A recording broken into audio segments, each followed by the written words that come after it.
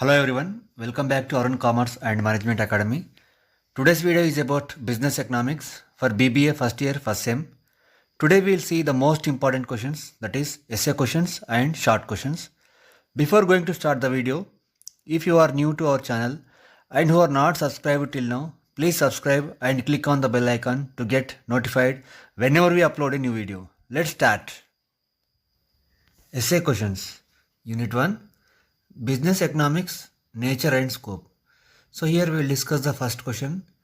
Explain the role, nature, scope and importance of business economics in taking business decision. So here what is business economics? Business economics helps in finding solutions to various business problems, and it acts as a tool for managers in a decision making process. So all those things you need to highlight and write in detail. Then question number 2. Define managerial economics. Explain the importance and practical significance of managerial economics. So here what is managerial economics?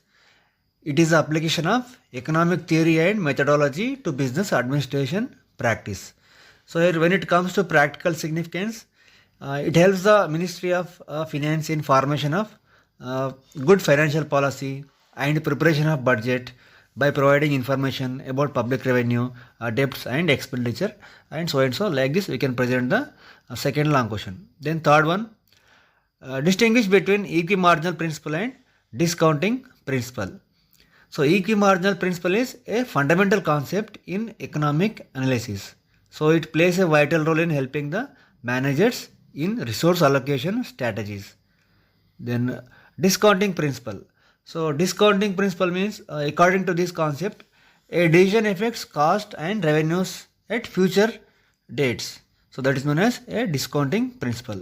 Question number 4. Explain equimarginal principle.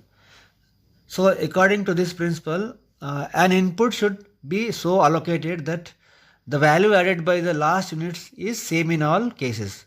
So these are the 4 long questions from unit 1. So now we will discuss the most important questions from unit 2, that is demand, concepts and elasticity of demand. Question number 1.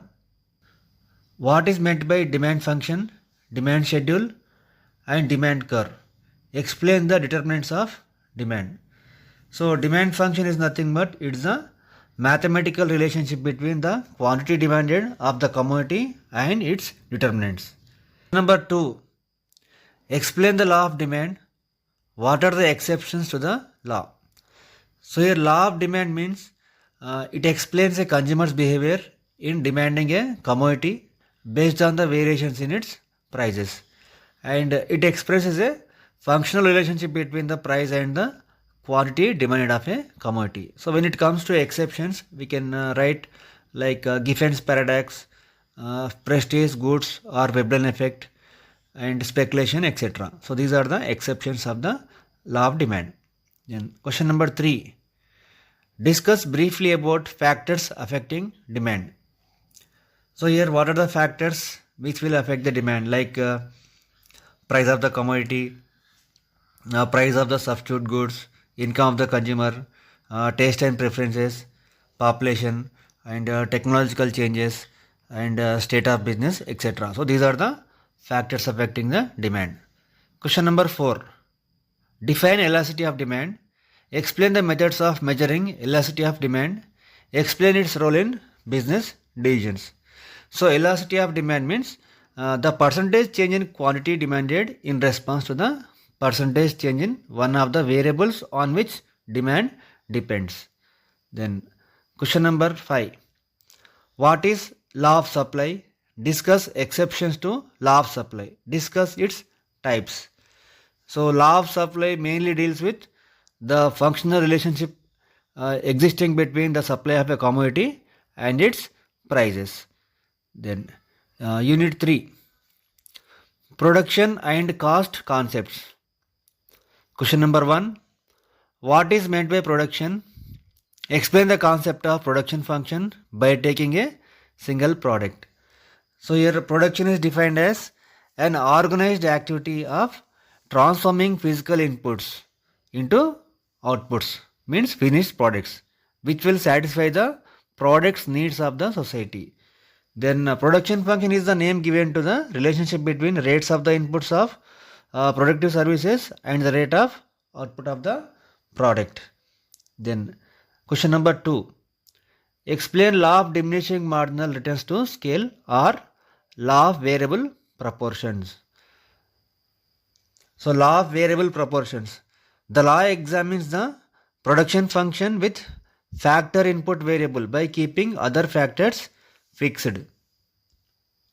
Explain the assumptions and 3 stages, that is stage 1 increasing returns, stage 2 decreasing returns, and stage 3 negative returns. Then question number 3.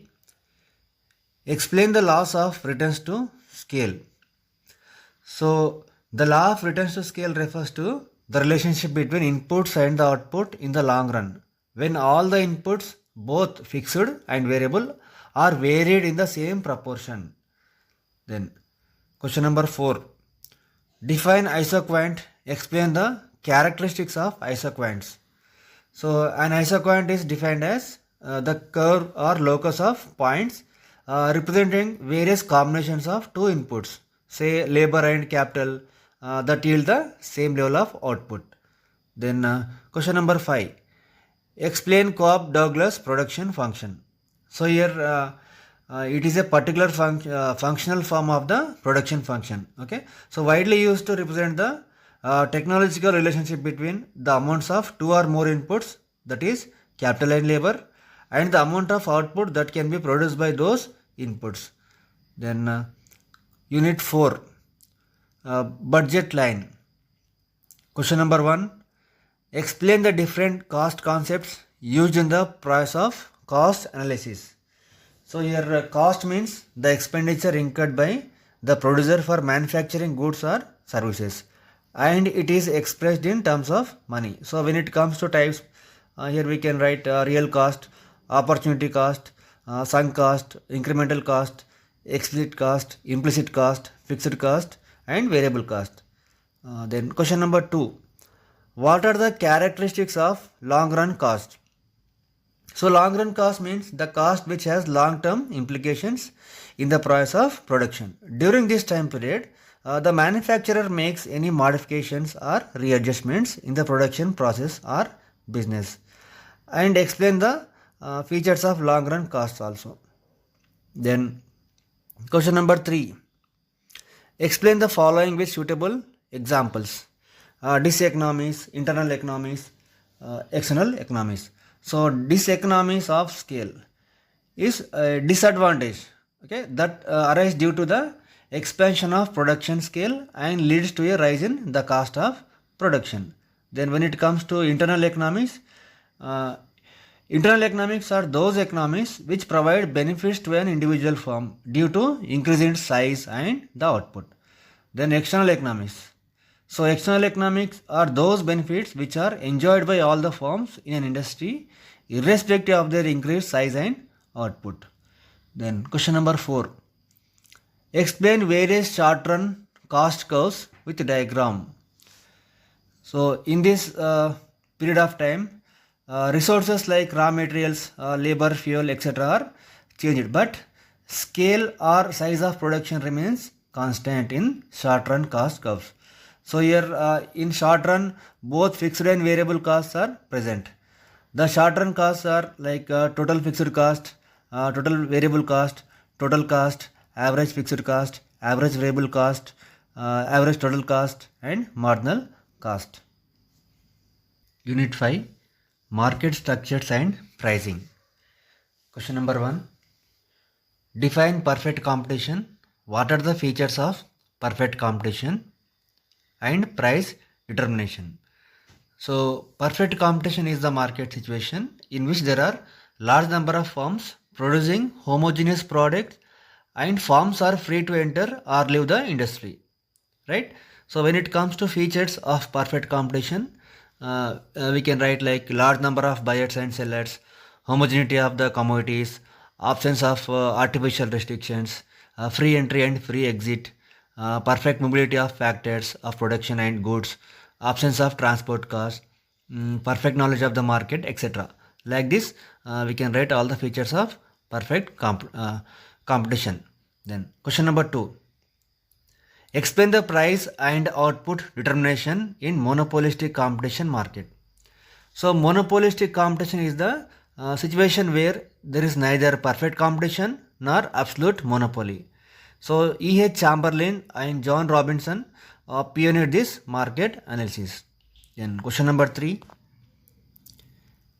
Explain the features of oligopoly, how price and output decisions are taken under oligopoly.